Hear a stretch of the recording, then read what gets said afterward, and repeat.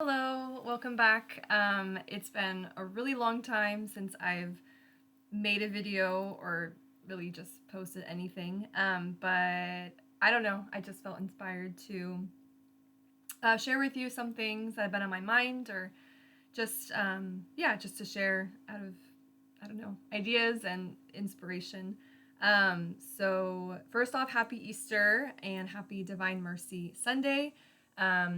We are starting the Easter season as of last Sunday, so very beautiful, very exciting liturgical season, and it's actually the longest one because Lent just recently ended, and that was 40 days, and Easter is longer, which is exciting because it's very joyful and hopeful.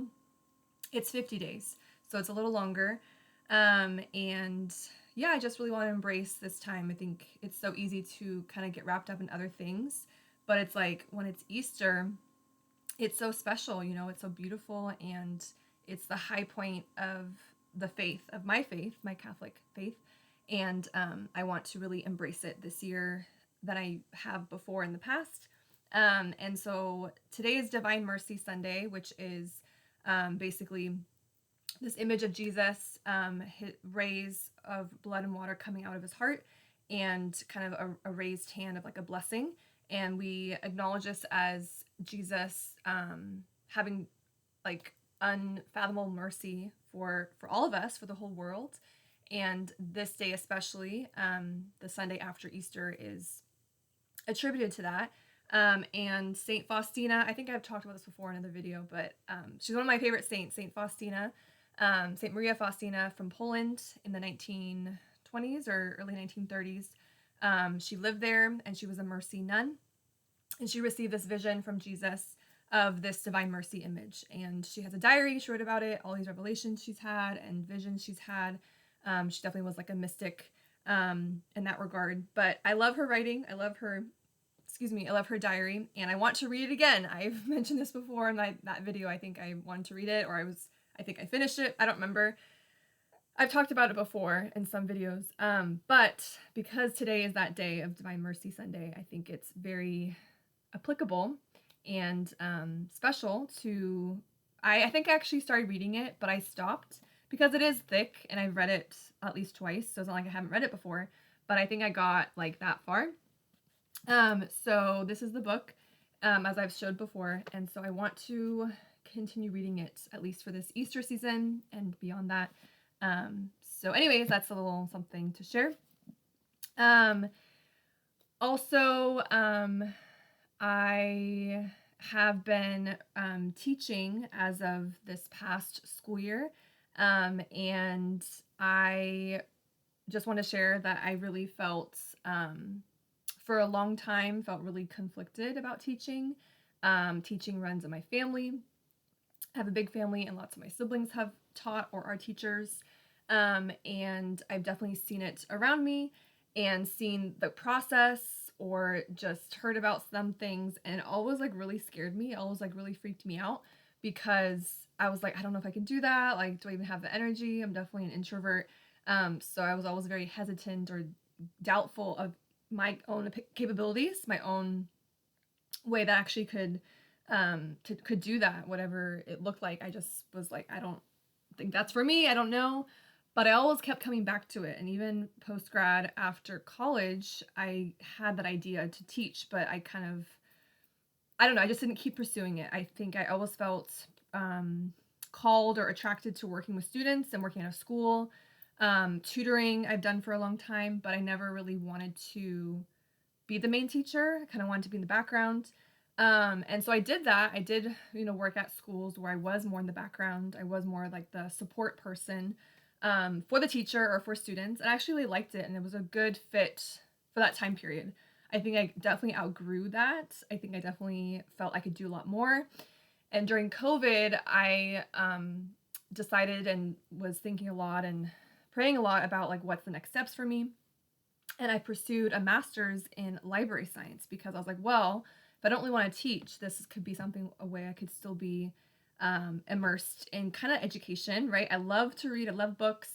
And I was like, well, why not study something about related to that? Because I like libraries, so why not do something that's related to that? And my sister some of my siblings kind of encouraged me to do that. Like, yeah, pursue that. You know, that's a good way to focus on an actual career, because what I had going and I was working on or working in wasn't a career. It was just kind of like a job for me. It wasn't like I could really support myself or really do that long term for me. I think people do that long term for what I did, but I see people who do that long term more in their later years, like 50s or 60s, not so much when I was in my 20s.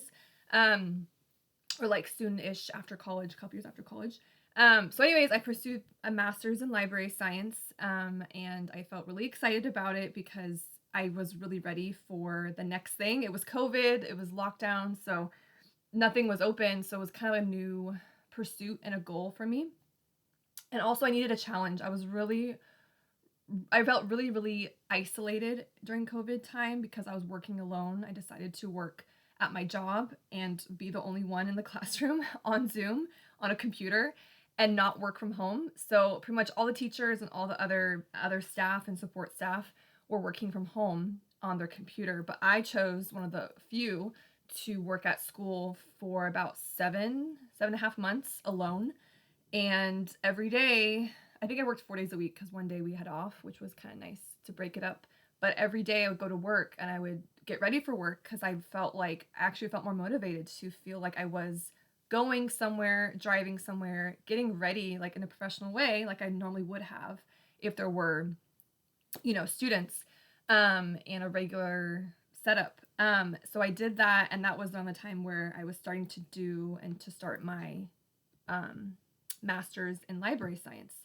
And it took a while for me to finish the master's because there were so many units, and the college I chose, the university I chose for that was more remote. So I was able to still work and also do school online because the schooling was like through the computer. It was off campus. There was no like in-person program, which I think is pros and cons. I see like in-person programs for any subject or any studies are really beneficial because you kind of get more of the exposure and the experience and expertise from like your teachers, your professors, even like your other colleagues and students.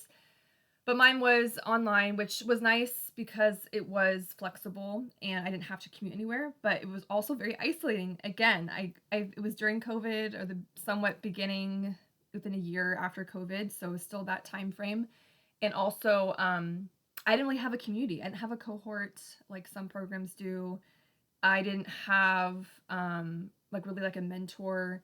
I didn't even have Zoom classes. It was all asynchronous.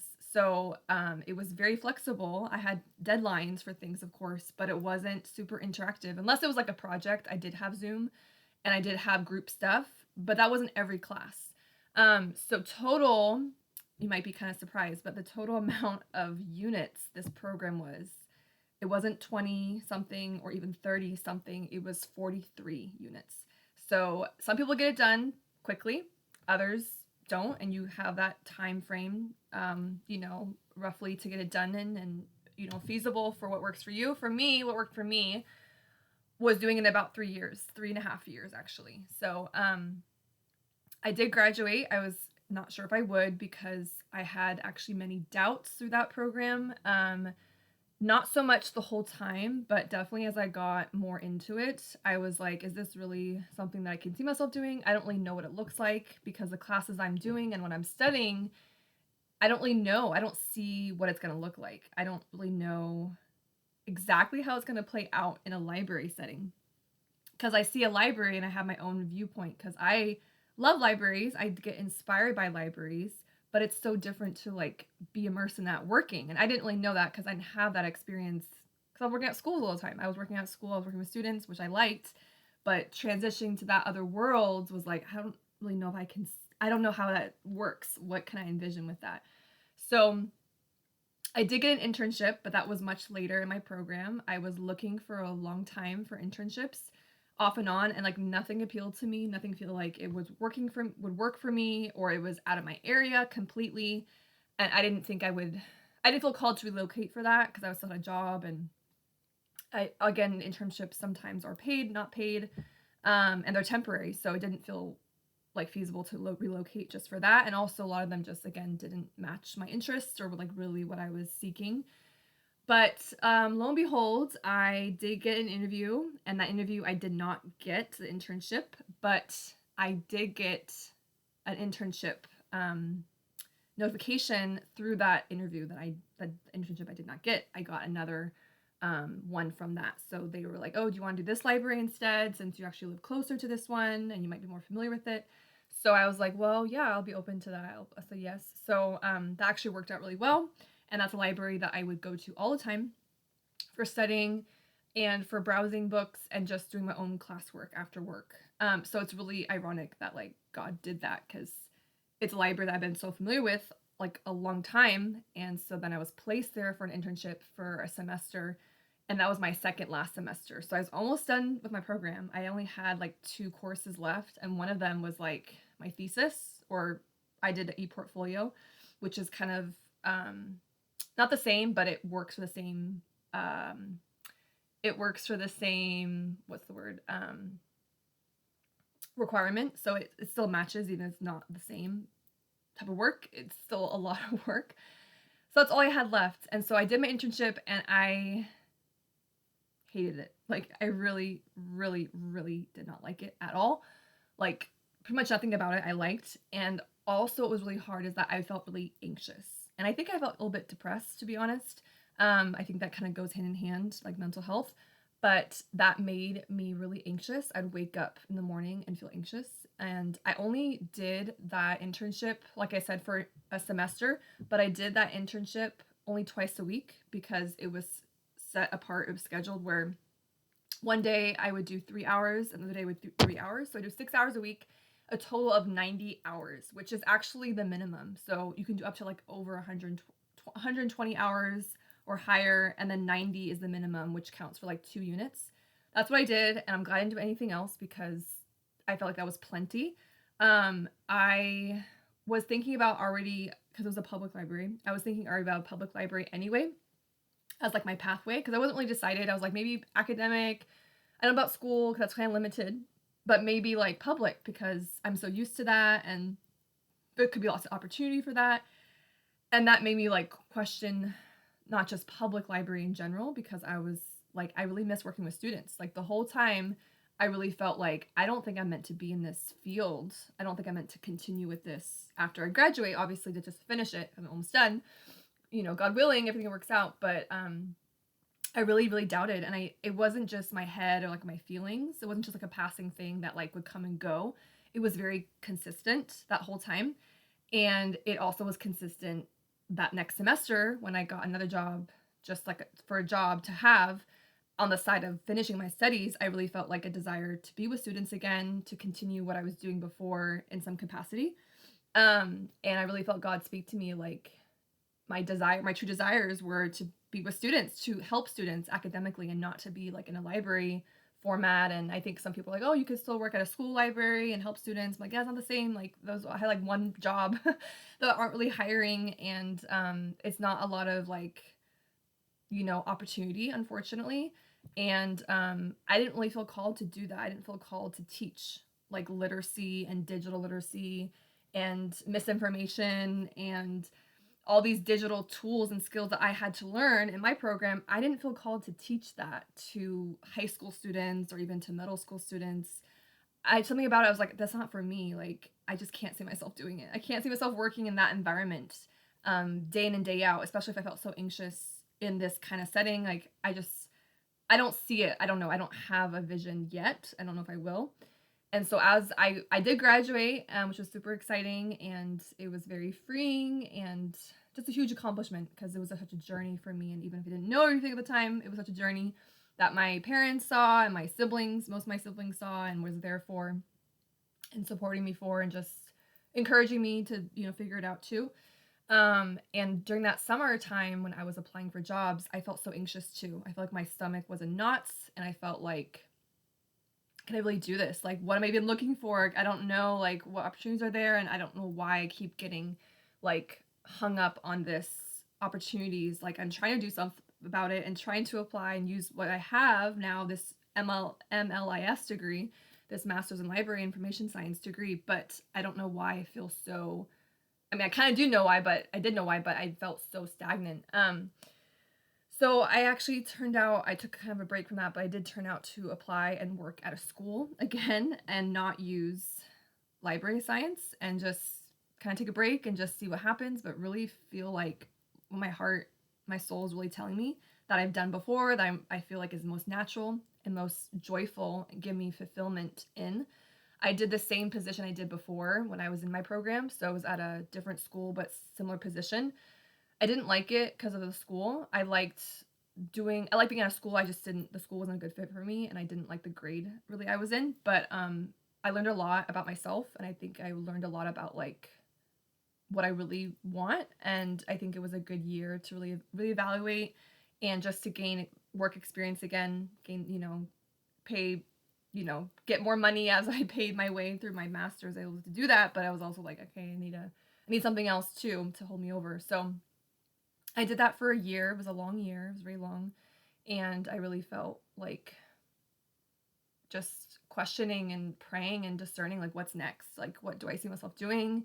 Is it teaching? Is it maybe a library? But I don't think it is. I kind of felt like that door was already closed for a while. And I really just felt like God speaking to me one day, of like, it's a teacher. You're going to be, you need to teach, or you're going to be a teacher. And it was very clear. And so I was like, okay, like that's kind of what I was thinking, but I wasn't sure, but I got that really good clarification and clarity from that. So then I pursued that and just look for teaching jobs, that ones I could apply to, that even if I didn't have like a credential yet, I could still like work in and get experience. And that's what I did. And that's what I am still doing. And I still have all my notebooks for most of my notes from my library science program, because for now, at least, I want to keep them, because they hold so much memory to me, because it was a very unique and special time for me to discern, like, what are my gifts, what are my talents, my interests. I want to help people. Maybe it's through library format, maybe it's through this, right? And so all my classes were very technical, I would say, and I'm not really a technical person. I'm definitely more of an artsy, creative type, free spirit, right brain person for the most part. And so I really felt challenged in a good way through my studies, but it wasn't what I thought it would be. But I do want to keep my notebooks for now, because I just poured myself into my studies for those 3 years, a little over 3 years. And I learned a lot about the field, kind of the back view, not so much, I don't know. Again, I felt like I wasn't that prepared for my internship. So I feel like I learned a lot of like broad information. I think I was still kind of figuring out what I would do with all that information. But it is special to me still to reminisce about that and just that growth and that journey that I've been on. So yeah, I plan to still teach after this school year is over, as my first year really teaching in a classroom as a lead teacher. I plan to still do that, and my next steps and my next goals is to just kind of really find out though my niche in teaching, like what grade level, subjects, all those things. Do I see myself more at a private school or like a public? So I think that'll be exciting to kind of see next steps, but that's kind of where I'm at. But I'm really grateful for all the experiences I have had. I don't think I would be I don't know if I feel so called to teach if I didn't do my master's in library science. I definitely think though it was a kind of like a detour. It kind of led me back again to square one, which was what I was planning for all along, even since I was in college or post-college. That was definitely something I felt potentially I could do. And I have kept coming back to it a number of times, either teaching or at a school or also tutoring, like with students. That's always been my like gateway, and that's always been something that I've been interested in and felt like most natural in and most fulfilled and happy in. So I don't doubt that that's my calling, and I think God speaks to us through our desires. God speaks to us through our experiences, what people say. I mean, so many people at one of my jobs when I was just a support aid person, they were like, you should be a teacher. All the students were like, you could be a teacher, you could do this. And I was like, I don't know if that's for me. I'm probably better in the background. But I think, people see things in you that you don't always see or want to see or want to accept, or you're not ready. I wasn't ready for a lot of the times. I was not ready. So I think it's beautiful to see what has happened and to see the people who have influenced me and helped me on this journey. And, it's like I can also serve others, right? Teaching is so service, it's so people oriented and focused, which that's why I was so afraid of for so long, because I'm like, people, like, I like people, of course, but I'm not a big group person. But I think a lot of it could be mind over matter, and it's like God will give you the grace if you really feel like it is your calling. And I think there is a lot of fulfillment in that. And I also really like, and one of my sisters said to me too, because she was also a teacher. She said, like, there's not just one way to teach. Like, there's different types of teachers. And that's beautiful. Like, yeah, it's not like, oh, I have to be like that person. That's the only way to teach. That's the only way to be a teacher, which is so not true. And that's a total lie and misconception, because I've seen tons of teachers in my other experiences working, watching them teach, and in the background, and I've seen so many different variety and diversity of that. So I think that can attest to, like, my story too, of like, either if I had doubts, or I was like, can't do that, or I'm not like them, or that's something that I don't know if I could do. It's like, well, God might be surprising you and seeing another way of how you could, potentially serve others and give of your gifts in that way, which I think teaching is the part the best for me, because I feel like I do have a lot to give. I want a lot to share, and that's why I created this channel in the first place, because I wanted to share interests of mine, my faith, books, language, like things that really matter to me that I do care about and want to learn. I like to learn. And that's also why I did my master's. Like, I like to learn. I want to grow. I want to be challenged. I want this, like, big project to do, which was a huge project, right? Huge endeavor. But I think ultimately led me back to where I meant to be. So anyways, it's a very long story, very long video explanation, but I just felt called to share that. And maybe I'll share more about my library science experiences, and or anything I've learned, to help those who are studying that, maybe in library science, or you're interested in that, or have questions, or about teaching. But I am passionate about teaching. I think there's so much to learn, and it's only been less than a year that I've been doing it. Like I said, it's my first really full year at 2 different schools. But I've learned a lot, and I'll continue to grow and learn. And I just look forward to all that God has in store for the next steps and the next journey. All right, thanks for watching, and I hope it inspired you and helped you in some way. And maybe I'll share more details about the things I talked about. We'll see. All right, take care. God bless. Bye.